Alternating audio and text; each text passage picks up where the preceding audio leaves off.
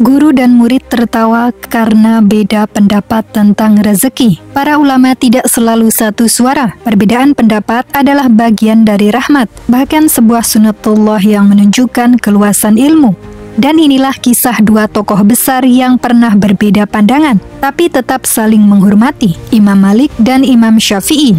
Imam Malik, guru Imam Syafi'i, dalam majelisnya berkata, "Sesungguhnya rezeki itu datang tanpa sebab, cukup dengan tawakal yang benar kepada Allah, niscaya Allah akan memberikan rezeki. Lakukan yang menjadi bagianmu, selebihnya biarkan Allah yang mengurusnya." Namun Imam Syafi'i, sang murid, punya pandangan berbeda. Seandainya seekor burung tidak keluar dari sangkarnya, bagaimana mungkin ia akan mendapatkan rezeki? Keduanya bersikukuh pada pendapatnya masing-masing. Suatu hari, saat Imam Syafi'i tengah keluar dari pondok, ia melihat sekelompok orang yang sedang memanen anggur. Ia pun ikut membantu mereka. Setelah selesai, ia diberi imbalan beberapa ikat anggur.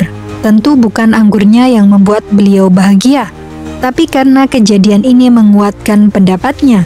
Jika burung tak terbang dari sangkar, bagaimana ia akan mendapat rezeki? Jika beliau tidak keluar dan ikut membantu, tentu anggur itu tak akan pernah sampai ke tangannya.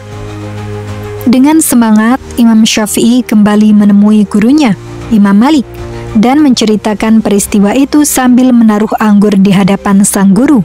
"Seandainya saya tidak keluar pondok dan melakukan sesuatu membantu memanen, tentu saja anggur ini tidak akan pernah sampai di tangan saya."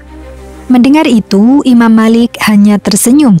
Ia mengambil seikat anggur dan mencicipinya lalu berkata, "Seharian ini aku memang tidak keluar dari pondok, hanya menjalankan tugasku sebagai guru. Tapi tadi aku sempat berpikir, alangkah nikmatnya kalau hari ini aku bisa menikmati anggur. Dan tiba-tiba engkau datang membawakannya untukku. Bukankah ini juga bagian dari rezeki yang datang tanpa sebab? Cukup dengan tawakal yang benar kepada Allah, niscaya Allah akan memberikan rezeki. Lakukan yang menjadi bagianmu, selebihnya biarkan Allah yang mengurusnya." Keduanya pun tersenyum dan tertawa bersama. Guru dan murid dengan pendapat berbeda, namun saling menerima dan menghargai. Dua imam mazhab bisa mengambil dua hukum berbeda dari hadis yang sama. Beginilah para ulama saling berlapang dada, bukan saling menyalahkan, tapi saling melengkapi. Semoga kisah ini menjadi pelajaran bahwa dalam perbedaan pun ada keberkahan jika kita menjalaninya dengan akhlak dan ilmu. Kisah Imam Malik dan Imam Syafi'i menjadi teladan ketawaduan para ulama dalam menyikapi perbedaan. Mereka adalah orang-orang besar dan pengaruh mereka pun besar, bukan hanya dalam dunia ilmu, tapi juga dalam membentuk peradaban.